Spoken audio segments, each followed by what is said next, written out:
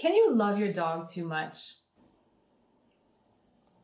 Author Leslie Smith looks at this topic as well in a blog post she wrote for dogtime.com. And I'm going to use this blog post as a sample text for us to test out our article's flowchart and see how it works in practice when you use it. We'll also see if there are any exceptions in the text as we go through it, and it will give you an idea of how often there are exceptions and what they are like.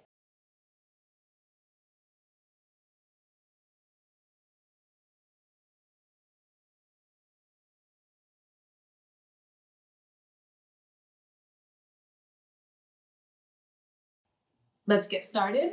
Our first noun is dog.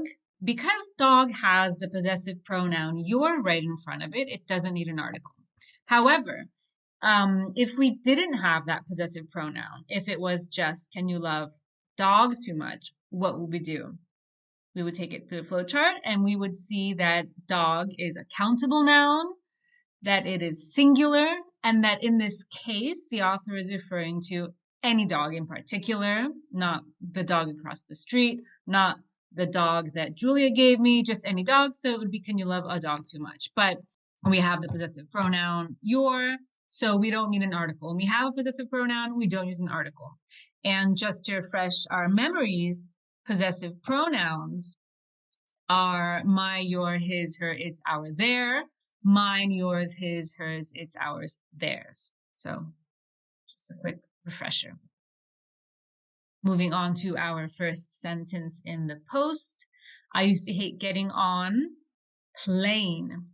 So taking it through our flowchart. Is it countable or uncountable? Countable. Is it singular or plural? Singular. Is it general or specific? It's general. She's talking about any plane, not any one plane in particular. So she used to hate getting on a plane without, again, my husband. In addition to making me queasy, flying is our next noun. Countable or uncountable? Uncountable. General or specific? General.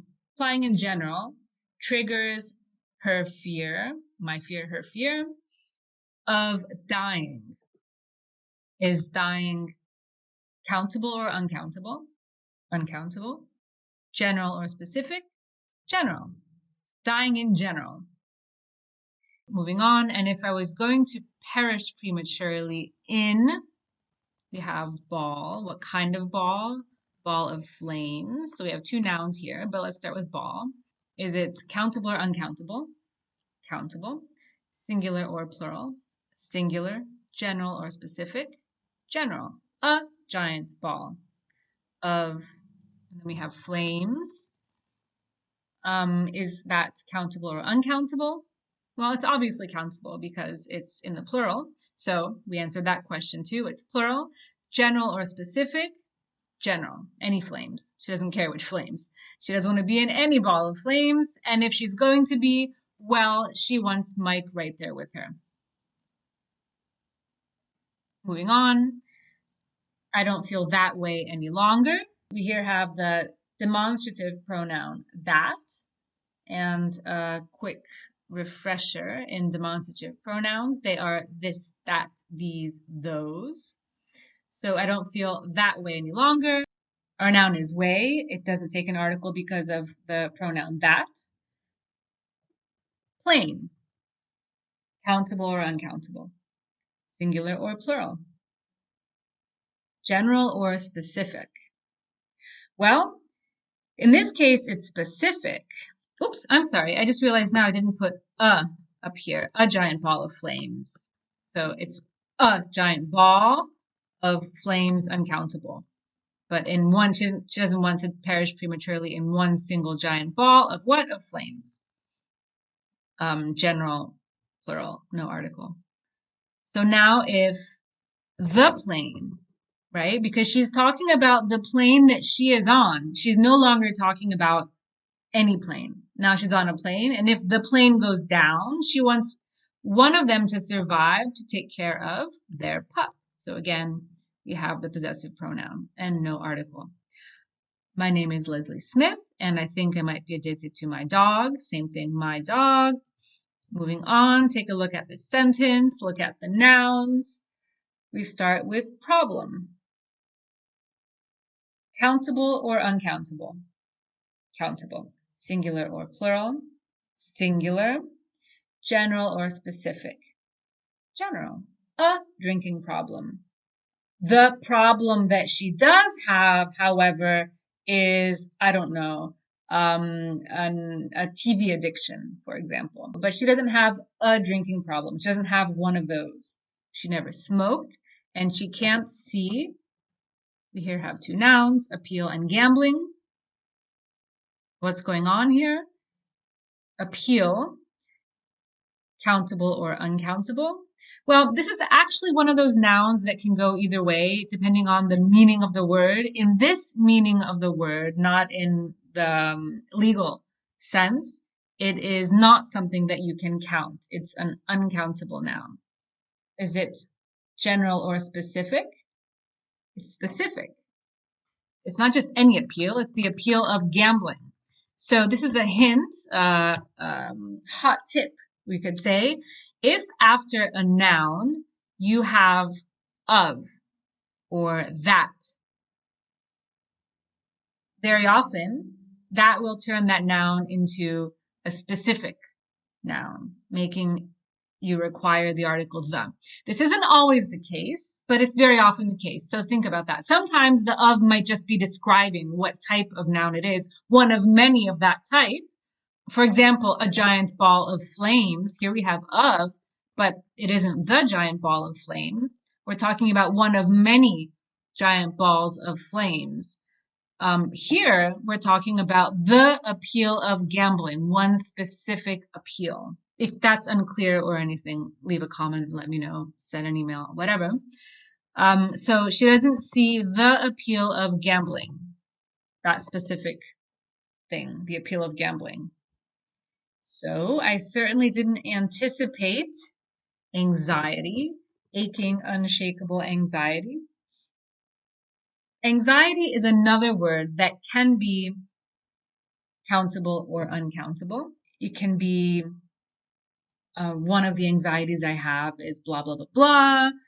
You can talk about various anxieties people face, or you can talk about anxiety as a general concept or idea. And in this context, we're looking at it more from the point of view of like psychiatry. It's a state, a type of state. You can't count states. So I certainly didn't anticipate aching, unshakable anxiety that comes over me. All this is describing the anxiety. This state she experiences. Is it, so we said it's uncountable. So our next question is it general or specific? Well, I mentioned a bit earlier with of that we can make something specific with the words of or that. And in this case, we're making it very specific. It's that anxiety that comes over her when she's away from her dog. It's not anxiety in general. I suffer from anxiety, for example. It's a very specific anxiety that comes over her when she's away from her dog. So I certainly didn't anticipate the aching, unshakable anxiety that comes over me when I'm away from my dog. Moving on, feeling is another noun that can be countable or uncountable. In this context here, it's one of many feelings, some of which she understands, some of which she doesn't understand. So it's countable, it's singular, it's a feeling she doesn't understand. And again, we have possessive pronouns, so its power can be unsettling. After all, this special someone in my life is mesmerized by houseflies. Countable or uncountable? Obviously countable because of the S, obviously plural. So our final question is it general or specific? General. Houseflies in general, so it takes no article. So it's mesmerized by houseflies and loves rolling in bird poop.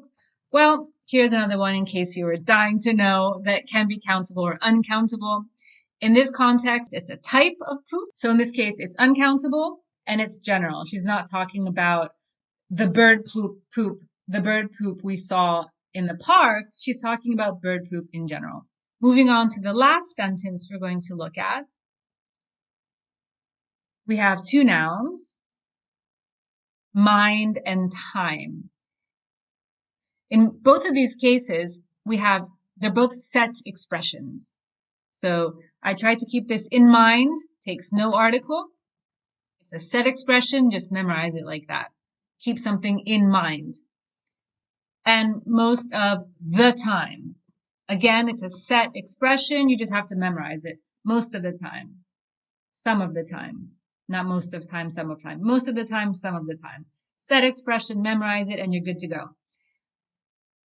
So just for fun, I went back and I counted how many different cases of different things we have here. And we have a total of 23 nouns that are not names or subject pronouns, I, you, he, she, it. So 23 nouns. Of these 23 nouns, 7 had possessive pronouns or demonstrative pronouns. So they automatically don't take articles. So this means that we're left with 16 nouns in the article or what we read, where we had to decide whether or not it took an article and take it through the flowchart. It turns out that out of those 16, the flowchart worked for 14 of those nouns. So that means there were only 2 it didn't apply to. And those were in the last sentence are set expressions. Okay. And the only other thing that might be confusing for you are those nouns which could be countable or uncountable. And we had, I believe, 3 of those. So this is just to give you an idea of how often the flowchart works.